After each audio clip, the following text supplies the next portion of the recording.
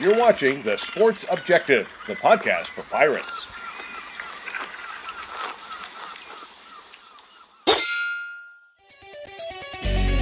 Yeah. My heart is purple and gold. I'm a pirate down to my soul, and I don't back down, not at all. Find out when the cannons explode. From the sidelines down to the post, put it down like not even close. All out to the last whistle blow. From the flag with the soul and crossbones. Everybody stand up, get your hands up. Let a team know that we got their back. How about those friggin' Pirates? Welcome in to the Sports Objective. Great show as always. I know it's going to be a lot of fun. We'll have a roundtable later on. But first, Bubba, a guy that if I ever have a roast, Bubba, I want this guy on the panel of people just throwing darts at me. Be careful. Yeah, I know. He certainly would throw some darts at you. Isn't that right, Coach Steele? I was going to say, be careful what you wish for there, pal. You might not want that. You know, be bouncing off you. You and I got the same haircut. Yeah, you'd be That's bouncing. right. It won't be good. Bubba, how you been, bud? Doing well, and glad to have you back on the show. Love to have you on anytime, but especially this time of year, talking some March Madness. We aim to have you on prior to the tournament beginning, but now that we're down to the Final Four, and what an interesting Final Four we have. You have UConn, who's obviously won 4 national titles and making a resurgence under Danny Hurley, but you also have 3 newcomers, San Diego State, FAU, and Miami. Yeah, my bracket's intact. That's what I had going in. Yeah. Dave, how about you? No, I'm going to be honest. No, it was blown up after a few days. But mine was blown up when I was in Columbus, Ohio, watching my Boilermakers. And Fairleigh Dickinson beat us. And you know, we didn't play very good at the end of the year, but I knew we'd win that game, or thought we would. But I was really hoping. I watched Florida Atlantic play this year twice on just a random game, and I really thought that they would beat. I was hoping that we would play Memphis rather than Florida Atlantic, because I thought Florida Atlantic would be really tough for anybody. But did I think they were going to the Final Four? No, not a chance. And Coach, we have somebody that maybe know, but others too, that national media, that they don't like this Final Four because there's not really a blue blood in there. For me, I love this Final Four because, and let me preface by saying, I'm not saying East Carolina is going to make the Final Four anytime soon, but a school like East Carolina that we've had troubles in the past winning or doing this, it gives you hope when you see San Diego State, Florida Atlantic, who, oh, by the way, is coming in the American next year. When you see teams like that, and Miami, then maybe one day we'll have a chance to get there. Yeah, I think it's good. I think, though, people kind of underestimate that San Diego State 2 years ago when we didn't have the Final Four, they were 30-2, and they would have been number 1 seed on the West. Wow. And this year they've got 5 senior starters and 3 other guys in the rotation are all juniors. And, I just think that game in and game out, when you get to the tournament, you've got to have senior guards, and they got to be tough, and they're tough. And I think that, they're really good. And people forget UConn at one time was ranked second in the country this year. And then they had some injuries, but I'll tell you what, that Newton kid, he was what they were missing. They had guys that could shoot and score inside, but they didn't have a guy that was really a point guard that wanted to pass it. And he is, I think he's the difference in that team this year. And where did he play? Yeah, he was good for us. I mean, he would have been, if you put him on that team and you put Garner, who goes to Virginia. And, then we had the kid before that Joe had or I can't remember, Joe or Jeff, the kid that went to Syracuse. He's playing in the NBA now, the Hughes kid. Yeah, Elijah Hughes. Yeah. I think the challenge, it'll be interesting to see, like Florida Atlantic, they've got a bunch of young guys. It'll be interesting to see if they're playing for Florida Atlantic next year, if they're playing for University of Florida or Miami or Florida State, because those schools have a bunch of that NIL money, and it's pretty easy to, as good as those guys are, it'll be tough I would think, for Florida Atlantic. unless they're in Boca Raton and there's a bunch of money there. But I doubt if any of them give money away. They will be this year though, because they'll be jumping on the bandwagon. Coach, speaking of which, I'm glad you brought that up. Their coach for Florida Atlantic said that there's other schools that are trying to get their players during the season, which my whole thing with, I don't have a problem with NIL. I just have a problem with there's not really a national like guidelines on NIL. It's whatever state. It's kind of like the Wild Wild West. And so I don't really know how Johnny Gardner by says Lebo got Hughes, by the way. Thank you, Johnny. But as far as the NIL deal, how do you like what regulations would you like to see? I guess that's my question.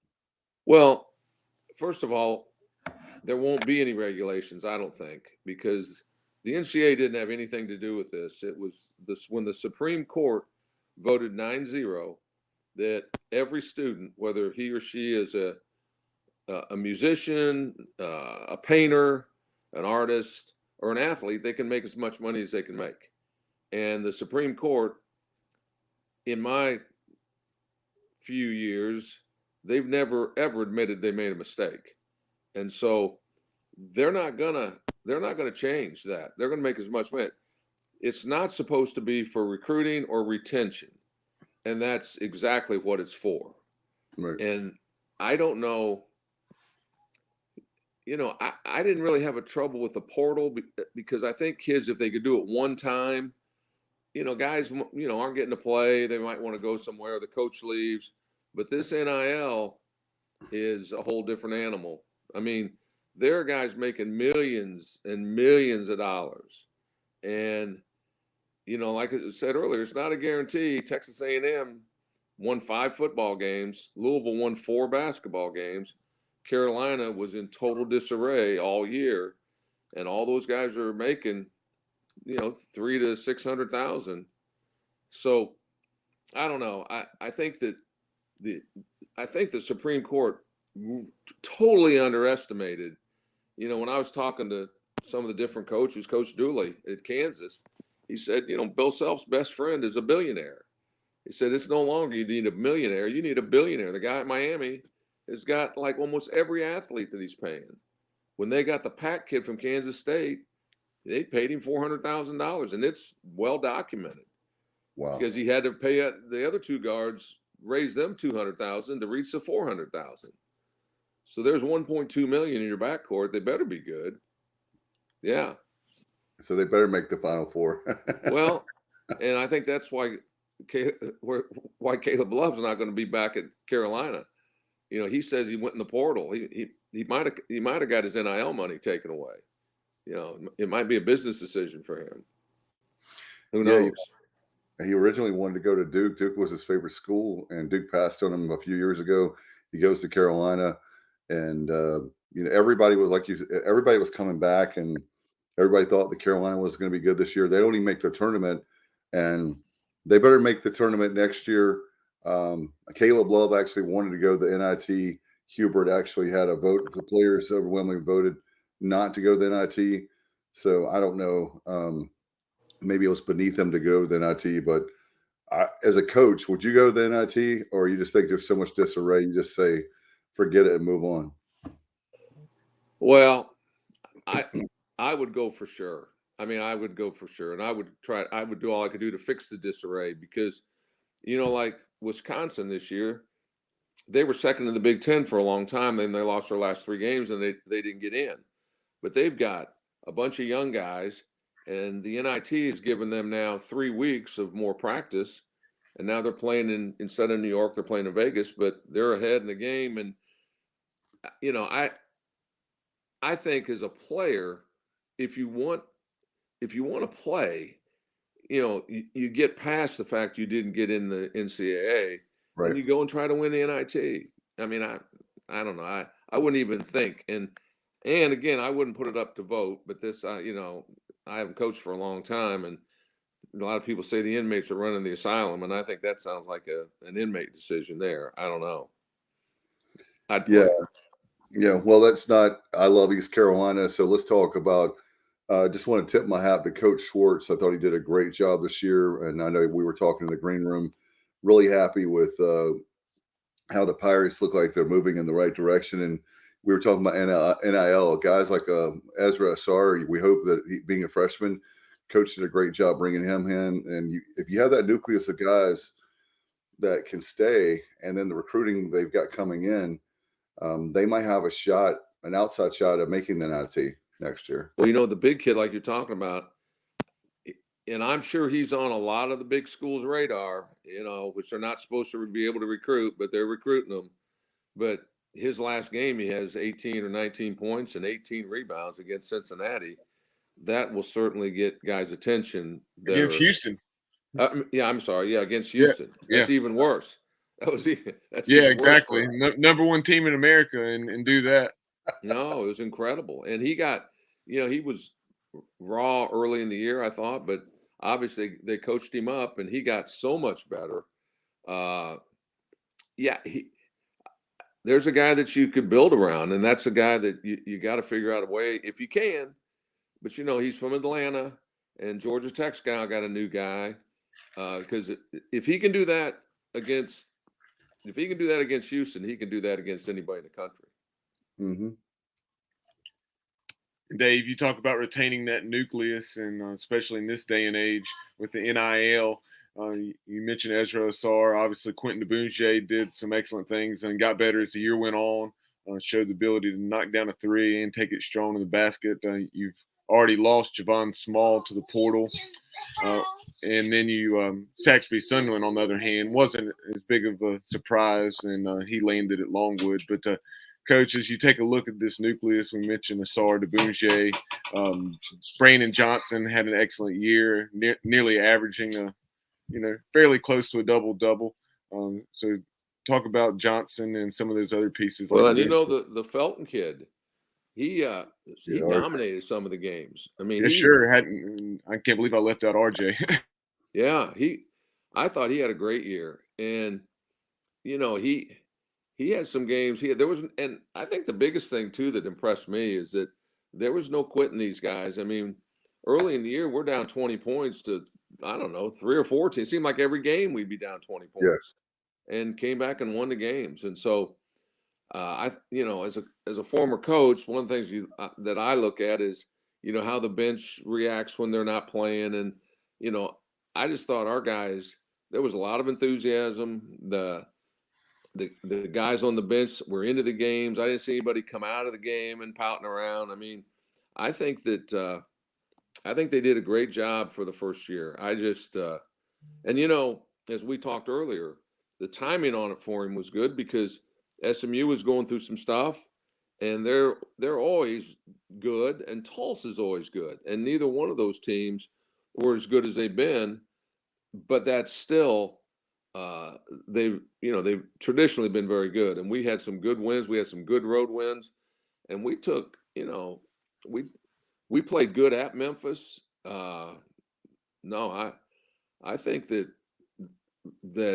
if we can keep the guys and bring in a few things, and with the schools that are leaving the conference, you've got Memphis is going to be Memphis, but from second on down, it's going to be a dogfight. You got South Florida with a new coach, you got Wichita State with a new coach, and now is an opportunity for us to move up with the staff we've got and with the coach we have.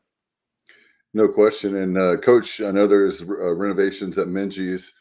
What would you do to, as far as atmosphere wise, to improve things there?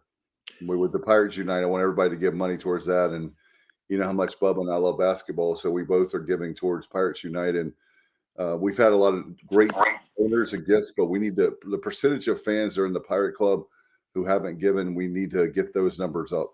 Yeah, it's only 6 or 7% of Pirate Club donors. So it's John Gilbert said tonight on the baseball telecast on ESPN Plus. Yeah, right around 350 out of approximately 6,000 Pirate Club members.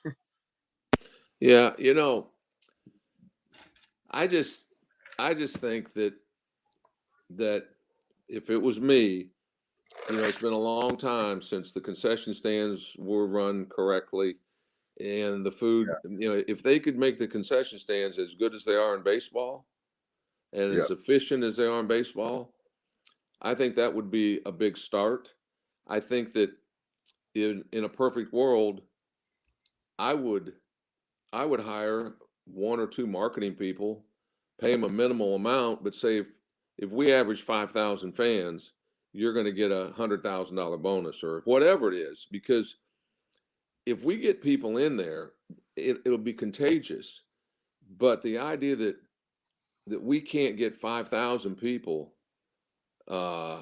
when we're getting 40,000 in football or whatever, 35 to 40, but 5,000 people would change that atmosphere. There's other things you can do and stuff, but 5,000 people will make it rocking. And we've been through a bunch of coaches, a bunch of people.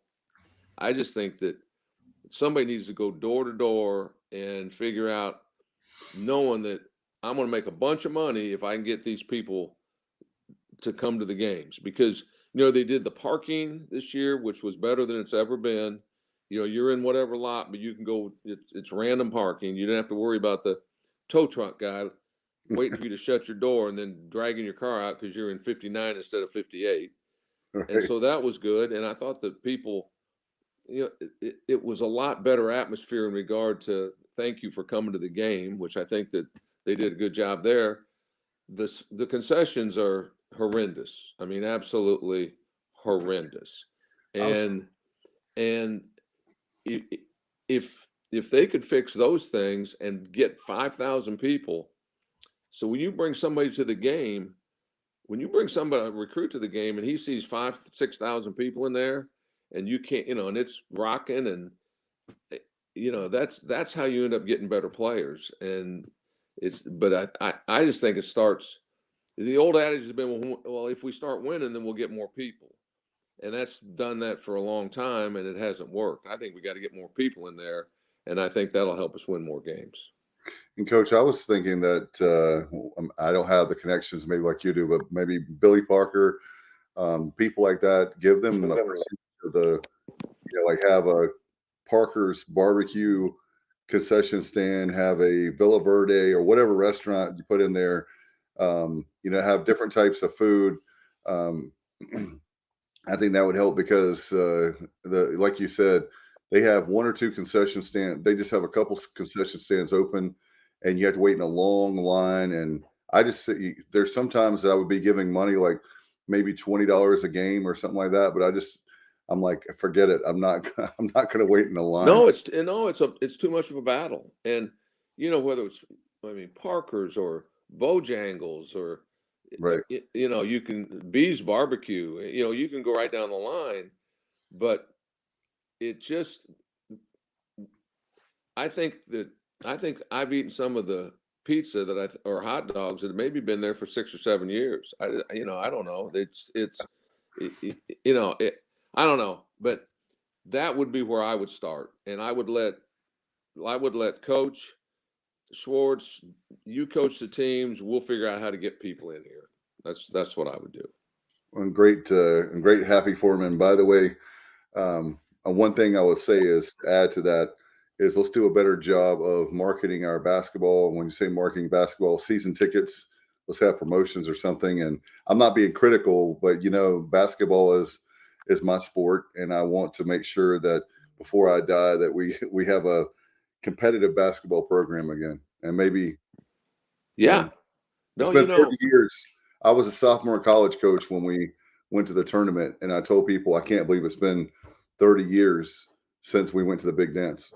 I know. It's and now with the NIL, I mean, really, if you can get two good players from the portal, it's not like football where you got to have 4 or 5 on offense and 4 or 5 on defense, and you got to have a quarterback, and you can get 1 or 2 guys that are experienced and they're just leaving because they want to play. You look at Kansas State this year. Kansas State gets to the Final 8. They didn't have one person on their team or that played in the game. 9 guys played that was in Manhattan, Kansas at Kansas State a year ago. Wow. And that's unbelievable. Unbelievable. But it worked for them. that's not, the problem when you do that is that you have to do that again in another year, and you have to keep doing it.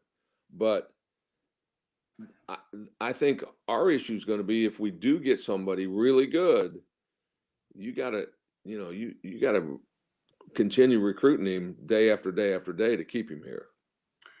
Coach, yeah, Bubba, I'm passing to you. I know we want to talk about the tournament. Well, yeah, before we go back to the tournament and kind of along the lines of this day and age of college basketball, NIL, et cetera, I know Temple had a coaching change, and then you had Damian Dunn, who was originally from Eastern North Carolina, and now he's headed back to the area with NC State, and yeah, there's certainly those guys out there. Hopefully, I know Coach Schwartz really wanted to build it with more so with high school talent last year. Just bringing in a couple from the portal with Debunje and then Jaden Walker, who really developed from Iowa State and had some experience as the Cyclones had made it to the Sweet 16. But it seems as though we may try to go a little bit more to the portal, as you're saying. Well, I think that what has changed is that, talking to Coach Houston and any of the guys like Coach Payne or Purdue, he said like they go in every day and they have to re-recruit the kids that are there, and then they recruit the kids they're looking for, and then they're checking the background on all the kids that are in the portal, because, a lot of times the guys are in the portal and the coaches are happy they left because they were problems. And so you can't just say, hey, that guy averaged so-and-so, we're going to take him. I mean, you got to really do some background work on those guys, because once you get them, they're not going anywhere else, because they're not going to sit out now. They're not going to sit out that second year. So it's it's changed, but if you get the right mix, and you're going to have to work at it, and you're going to have to get lucky. But, I think the perfect scenario would be if you can get a guy that's a junior or senior that's got the fifth year left or 2 years left, especially if you don't have a really good point guard. If you could find one of those guys, that that can change your whole team. I mean, I think nowadays it's more important to have a good point guard than it ever has been, because with the 3-point shot and with changing, only having with the time clock, and you got to have a guy that can go get his own shot. But everybody's doing the 2-man games, and those point guards, they might be 5'8" to start with, but by the end of the game, they look just as tall as that guy at 6'3", because they're better. Yeah, that rule change that you mentioned, having to sit after one transfer, that's huge, especially for the East Carolinas of the world. And then also, in addition to whereas right now, at least, maybe the Damian Dunn or someone of that caliber you struggle to get because you don't have the money that an NC State or whatever program has.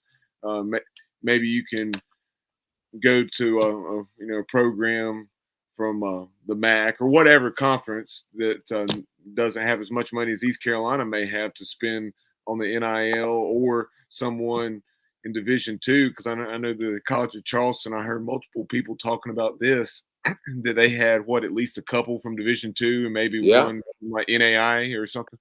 Well, they had a couple from Division II, and like one of them was on the national champion team. And so if you get guys that have had success, whether it's NAIA or Division II or whatever, then there's a good chance that they're going to be, they're going to be guys that can play. And so I think that's, and the other thing is that so many of these teams now have got at least one or two European kids, or kids that have come from, I mean, the big center for UConn. I mean, he's a Samoan, I think, or whatever, but he's a man.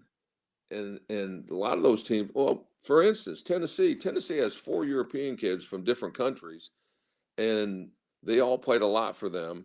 And that's at Tennessee. Those kids didn't grow up wanting to go to Knoxville, Tennessee, I can tell you that. But they've gone to Tennessee, and Rick's a really good coach. But it seems like when we had Musa, who he came and he was tremendous for us, and we had Gabe Nicholas. Yep. Those two guys were as good as we've had probably in who knows how many years. And it'd be nice if we could get that pipeline where we could, but it's one of the things that everybody's doing now. They're getting those Europeans. Dave J. Searles chimes in on Facebook saying he heard someone say that foreign players aren't eligible for NIL. Is that true? Yes. I don't know all the ins and outs of it, but yes, there is a roadblock, or at least at the very least, some hurdles when it comes to NIL. Coach Steele, can you shed any light there? Have you through your conversations with Coach Self or Coach Dooley, whoever? Conversations with Coach Painter, because Zach Edey, the big center, he's going to decide this week whether he's going to come back for another year. And he's on a student visa. And if you're on a student visa, you're restricted with the amount of money. But if you're on a work visa, then you're okay. You can get the money. And so Purdue right now is working desperately to get that kid on a work visa. Now, he's already had NIL money from Canada. He's involved with 5 or 6 different companies there.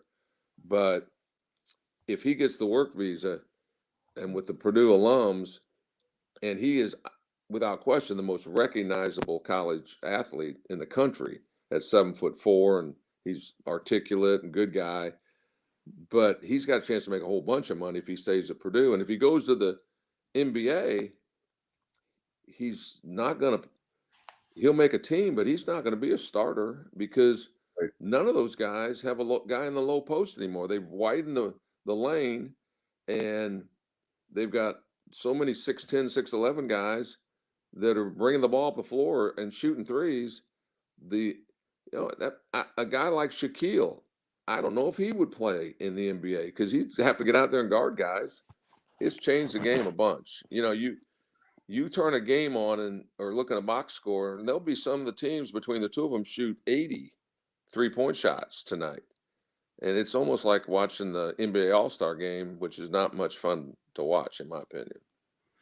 Yeah, Coach, as far as the college game is concerned, one of the things that has bothered me, speaking of the inside play, it just seems like, I know Coach, Jay Billis, well, he was a coach at one time.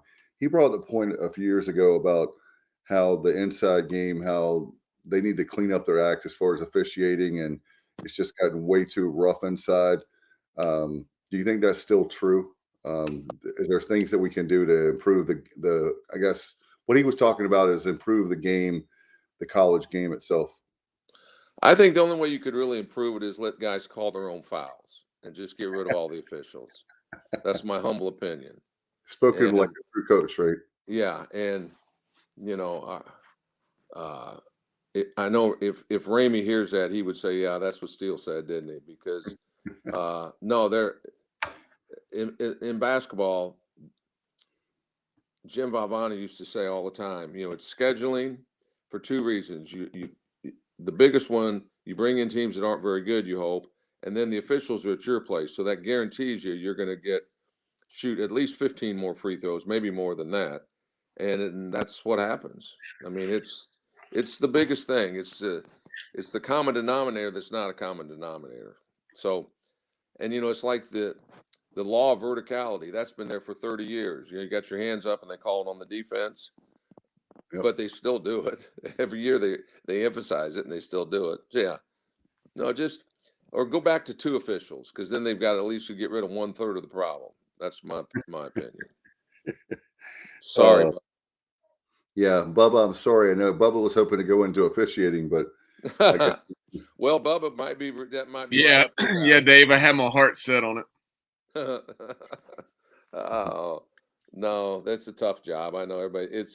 It's a necessary evil. Yeah. No, you mentioned Ramey. Ramey, obviously a Pirate baseball standout back in the day, and we've heard him on the radio and various programs over the years, and he's someone that we hope to have on in the near future. I've talked to him on the concourse at Clark LeClaire multiple times. He said he'd be willing to come on, so we'll see if we make. Oh no, Ramey's great. Ramey's a friend of mine, and he's great. I know he's bound to have some stories.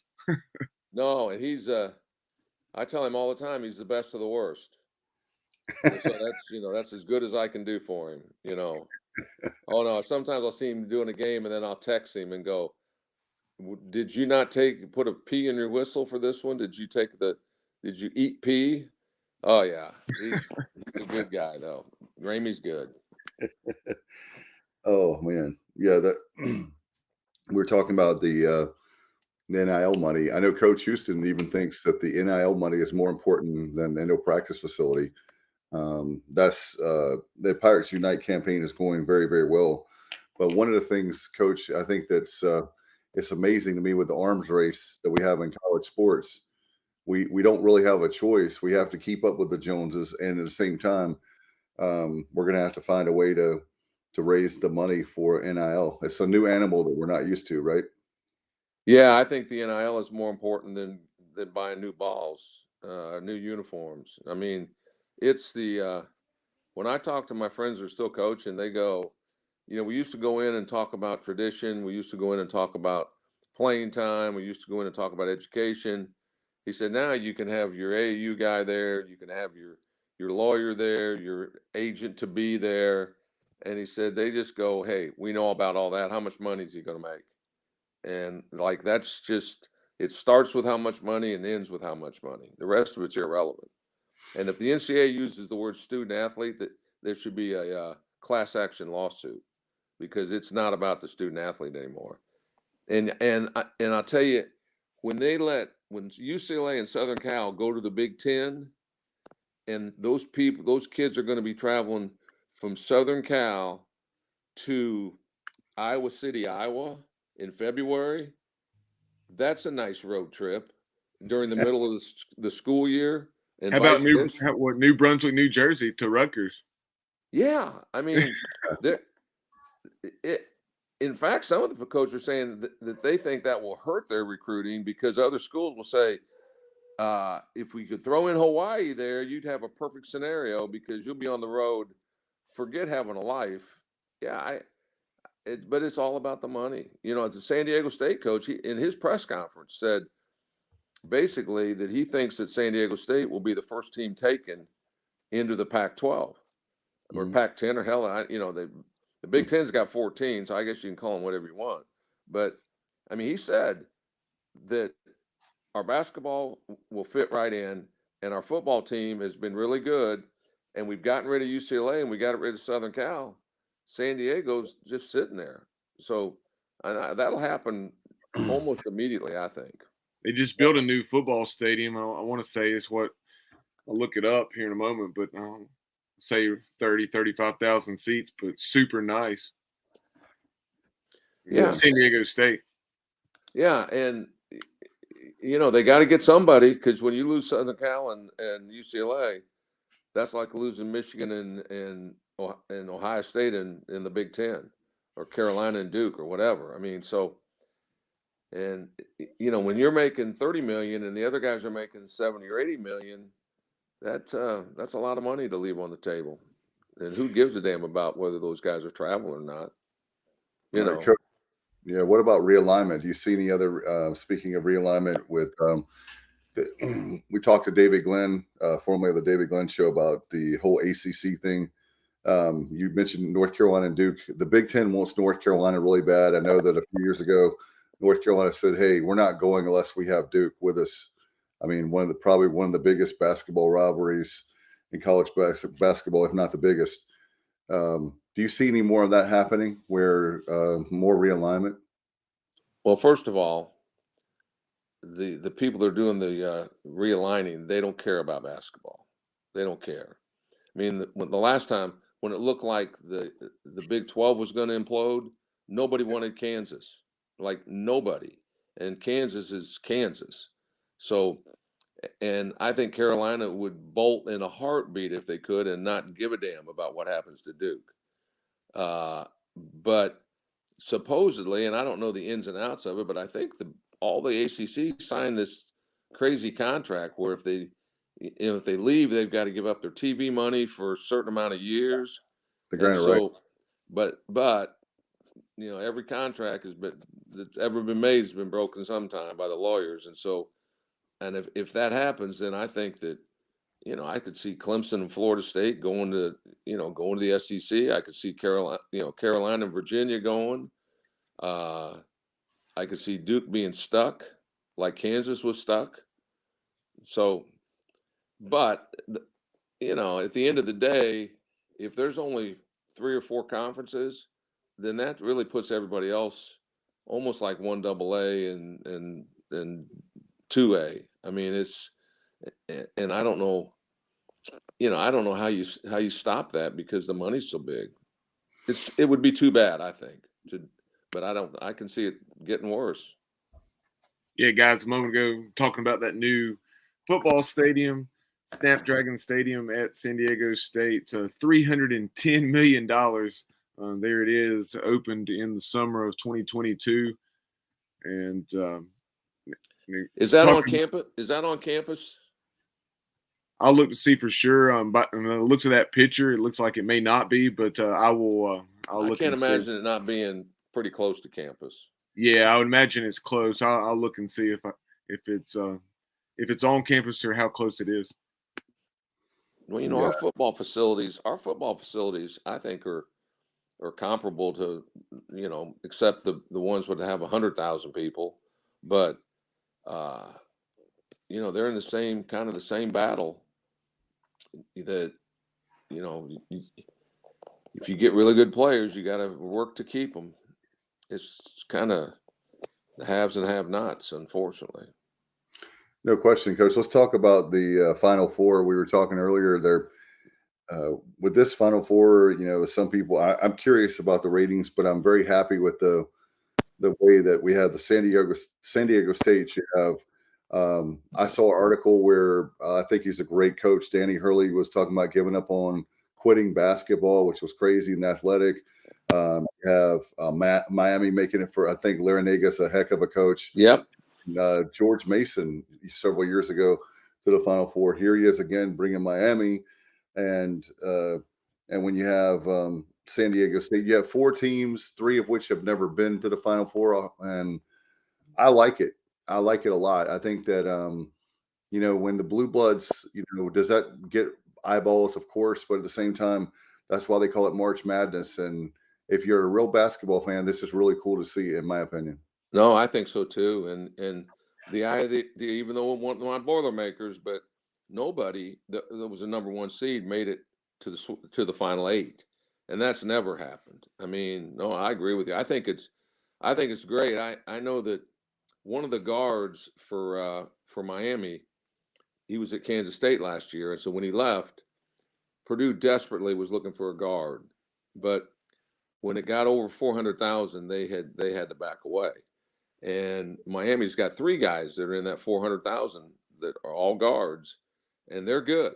And they play together. Somehow they've been able to mesh all that. But when you put 1.2 million in on salary, you ought to get some pretty good players. So, and I'm sure the other guys are getting a bunch of money too. It's just kind of understood now. So, but I think San Diego State, seeing those seniors, and they didn't go anywhere. They all, nobody left, nobody went in the portal. I think that's neat. And UConn is a blue blood. Even though they've been down some, but Florida Atlantic, when you read about that kid or about that guy, he was a manager at Indiana, first head coaching job. It sounded a little bit like, their basketball facility seats 2,500 at Florida Atlantic.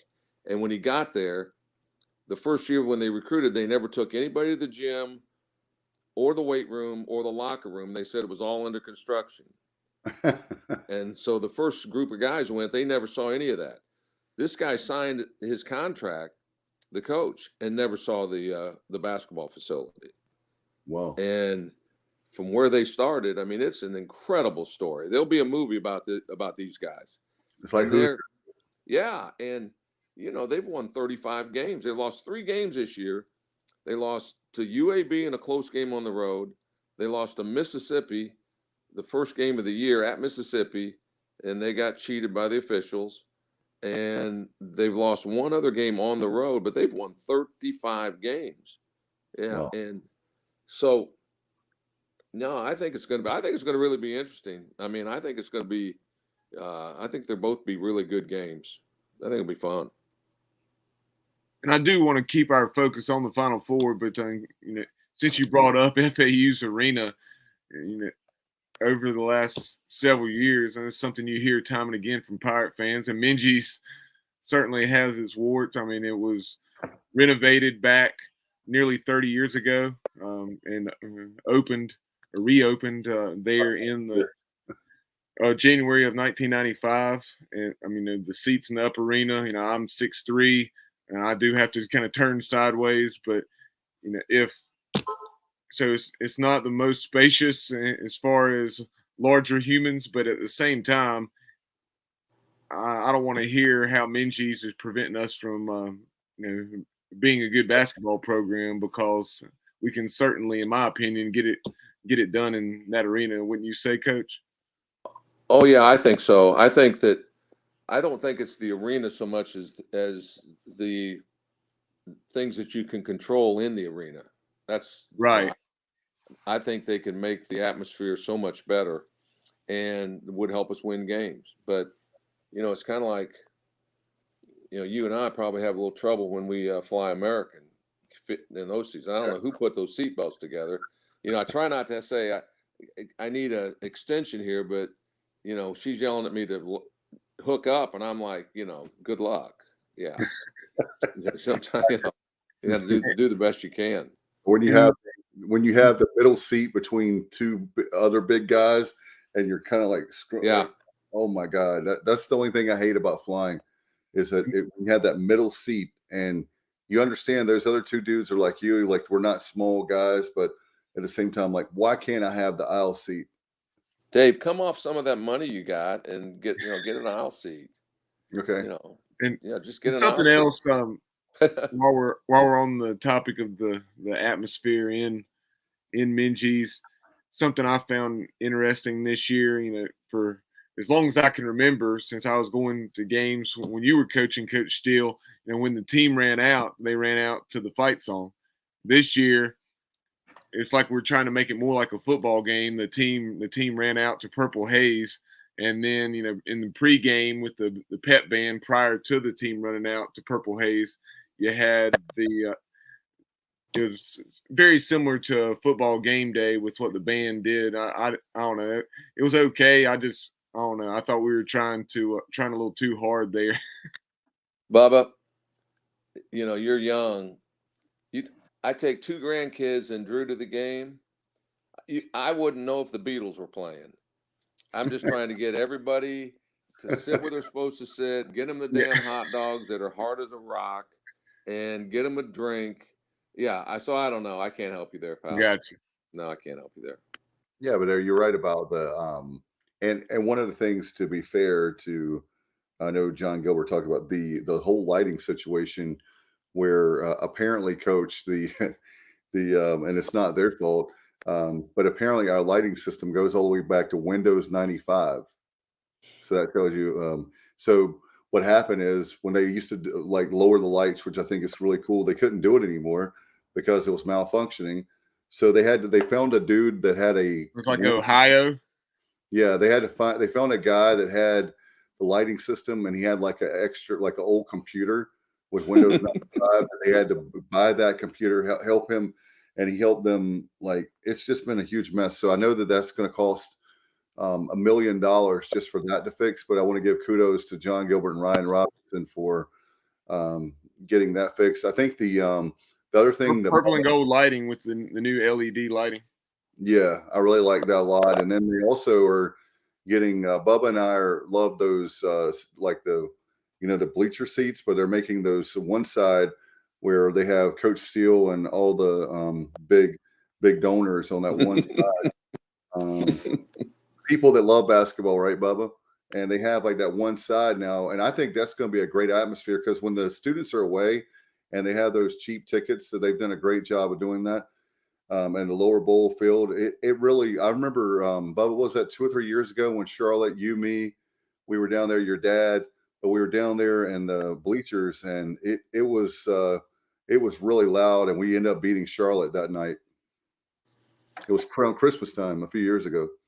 No, it can get loud. I mean, you know, when we beat Louisville, when Coach Herring was coaching, I mean, you couldn't hear the person sitting next to you. And same thing when we beat Marquette. I mean, Yeah. I mean, Wayne Wade, right? yeah. I mean, I agree with you, though. I don't think that Minji's Coliseum keeps us from having a good program. I think that they've done lots of things. They've got the practice facility. They've done a lot of things with the locker room. They've done everything that they can pretty much do structurally to make it so that we can be competitive. I just think that we got to get people in the stands. Yeah. And another thing is the whole thing. We want to do a basketball, like with Cliff does a great job with the baseball banquet, but we want to do some kind of banquet where we can raise a lot of money, have former players come, former coaches like yourself come, because we feel like that's a way that we could raise money. And, you know, like one thing they did this year, which was desperately needed, Coach, you can speak to this, but they have charters for every single game now in the American games. And to me, I mean, you're a coach and I'm not. That's got to be a big advantage if you have a flight and you can get really quickly home versus getting the next commercial flight out. And with if anybody's done the airline travel, I've had employees that I supervised. They couldn't get back home. They couldn't get back here. It took them 2 or 3 days because they were having to wait on flights being canceled, and it's been a huge mess. And definitely in 2022. No, it's a big deal, and that's why I think those guys from Southern Cal, when they leave Minneapolis, Minnesota, and they get that quick flight back of about 7.5 hours, 8 hours, and so they get ready for that next class. Good luck with that. Yeah. Student athletes. That's what we worry about. Student athletes. Yeah, no doubt about that. And that very fact with East Carolina, talking about Minji's, the only thing that really bothers me is I actually had a set up year before last. I set up and I had seats all the way up in the upper part, and the sight lines are not very good. Especially, you can't see the scoreboard. You know, the side scoreboards, you can't see them. And my daughter looks at me and Dad said, "Dad, I can't see the scoreboard. What's the score?" And I was like, she's now 9 years old, but my 7-year-old at the time tells me she can't see the scoreboard and she wants to know what's going on.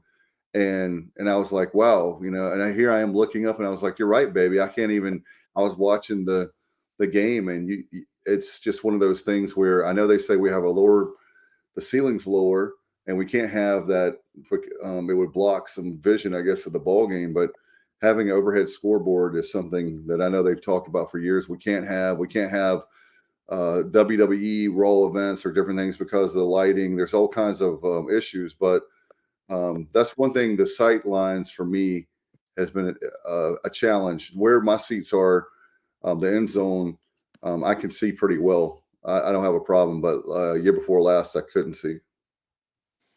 Can't help you. You just got to give more money, buy better tickets. It's the only thing I can tell you. Can't help you. Get micro money. No, yeah. I mean, you got to get out in the middle in the plane, and you got to get a little closer to the floor. All right, Bubba, can I get a personal loan, Bubba? Yeah. You're asking the wrong person. No. You're a teacher. You've got all kinds of money, Bubba. Come on. Exactly. Yeah, that's right, Bubba. Exactly. Hey, guys, I've got a grandson here with me, and I am going to have to sign off. All right. He's giving me a dirty look. So, but it's been fun, and I can't. Okay, let's do this. Who you picking, Bubba? Let's get our picks. Who you picking? I'm going to have to go. It's not who I want to win, but I'll take UConn. The way they're playing right now, I'll go with Danny Hurley's Huskies. That's my pick, UConn. Their title. Who are you picking to win it? I'm picking UConn to win it. I want FAU to win it, but I'm picking UConn to win it. That's exactly. I'm pulling for FAU, being a new member. Love that story. FAU, Jay says all the way, but I think UConn's going to win it. I hope I'm wrong. I think UConn will win the first game. I'm going to pick San Diego State. I'll be happy with that. I would be happy with that too. Yeah, so I'll pick San Diego State. Too. But whoever wins it will be. I mean, there's nobody. You could have had 10 billion brackets, and nobody would have these guys. No way. Exactly. It's going to be great. Thank you so much, guys. Thanks a lot. All right, have a Look good forward to doing it again. All right, take care. All right. Yep. See Bye. you. Bye-bye. All right, thanks to Coach. Appreciate Coach Steele for his time tonight. And man, Johnny was asking, we'll have to get Coach Steele's. Yeah, I knew. I was talking to Johnny earlier, and he said that he was going to mention that to Coach Steele. So we'll certainly do that in next time we have him on. I'll go Blue Edwards. I'll say, and he obviously, he was mentioning the foreign players with Musa and Gabe, but definitely those guys will be in the conversation for sure. Errol Bing is up there. There's a lot of guys we could mention over the last 30 years, 35 years. Coach has been here. Yeah. So we can talk some pro day right now, right, Bubba? Yeah, pro day went on today, and you had Holton Ahlers performing well by all accounts. You've heard the post pro day interviews with him, as well as Keaton Mitchell, also C.J. Johnson, Isaiah Winstead, and Noah Henderson. They seem to perform well. The big thing with CJ, this is from CJ himself, was how he was going to, how fast was he going to be in the 40? And he said he was 4.57 or 4.61. I think those were his 2 times. Isaiah Winstead did not know his 40 time, but in preparation for pro day down in Florida, he had run 3 consecutive 4.5 flat 40s. And Keaton was saying it seems like 3rd to 5th round, perhaps. Holton 5th to 7th round, or maybe undrafted free agents. So we shall see. And then Noah Henderson maybe being looked at more so as a guard than as a tackle. Yeah, I'm going with Holton will barely make it. I'm going 7th round. I think I don't know about you, Bubba, but I know he played very well, but it wasn't until his performance to me that solidified it in not only the Birmingham Bowl, with other 2 All-Star Bowls that really, I think that's the difference in him getting drafted versus not. I mean, I know anything can happen, but my gut feeling, I've said since that moment, is 7th round. I'm going to stick with that. If I'm wrong, I'm wrong. And I agree with Keaton, man. He is fast as lightning, 4.1, right? Didn't he have like a 4.1 40? No, what you're probably thinking, he said that he wished he would have run the 40 today because he wanted to try to get in the 4.2s or maybe even a 4.1. Yeah, Holton did a 4.9. But I hadn't seen that confirmed as far as Holton's time. I think somebody chimed in on social media with a video of him running and asking what the time was. And yeah, it was Brian North. I saw him on social media. It was a 4.9 something. It was under 5 or 4, maybe a 4.89. I saw that. Yeah, but yeah, don't get too consumed with that. I mean, not you, but just people in general. I mean, that's something that's definitely considered too much by some folks, especially a quarterback. I mean, Tom Brady, and certainly, and I know that's an extreme example, but Tom Brady ran like a 5.2 at his pro day, or at the combine rather, and then you had I mean, Joe Montana. I don't know what his time was, but he wasn't exactly blazing fast or anywhere close to it. So Holton moves well in the pocket, has good feet, certainly runs well for his size, and I'm sure he had a fresh cut, but at the same time, he said that he was looking forward to getting something to eat, that he had kind of cut back, and it was apparent that he was a little thinner. Yeah. By the way, Brian North talked to it was on Facebook, on social media. I want to give him credit. He did like a 5-minute deal. I saw this afternoon, and he talked to a Denver Broncos scout that was there. All 32 teams were there today, Bubba. And the Broncos really liked him. And I know as of a couple weeks ago, somebody you and I know told me that there's been 20 teams at that time and maybe more that were interested in Holton, had talked to Holton. But this particular Broncos scout said the key for them with Holton, they really like him a lot, is arm strength.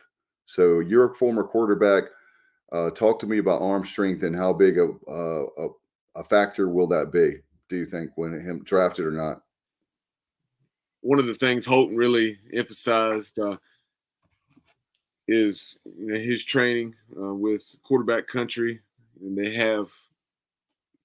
they're now in Charlotte. Holton had spent time down in Mobile, Alabama, and there are other locations around the country as well. But he gave a ton of credit to them, just saying that, over the last 3 months or so since the bowl game, that he had been long tossing. When he went there, he was throwing it just shy of 60 yards. I want to say 58 or 59.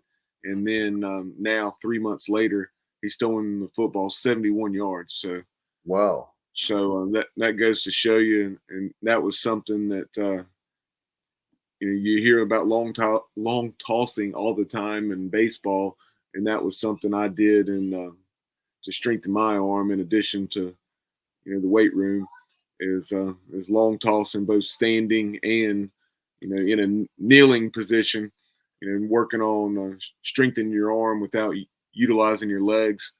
And I got to the point where even my own dad didn't believe it. I could throw the football about 55 yards kneeling, and then right at just shy of 70. I think 67 was the farthest I ever threw it. But there's certainly a lot more to it than that when it comes to playing quarterback. Obviously, a lot of those things can be blown out of proportion just because it captures your attention. A guy that has an extremely strong arm that can throw the ball 65, 70, 75 yards, whatever. But accuracy and decision making, knowing where to go with the ball, and I think Holton has certainly grown leaps and bounds in those areas, as you saw this year, completing right at 70% of his passes. And you hear Shane Matthews, former Florida great, and then spent between 15 and 20 years in the league. He said that time and again that give me a guy, he may only be able to throw it 50 yards, but he has anticipation and the accuracy. And what brought it up was obviously this year Florida had Anthony Richardson at quarterback, and he has all those intangibles. He has all those measurables, like a strong arm and stuff, but didn't always translate to winning football. No doubt about it. It's like in baseball. I was thinking about Major League with Wild Thing with Charlie Sheen. You can have a guy throwing a million miles an hour, but if he's throwing all over the place, just a bit outside, I can hear Bob Uecker right now.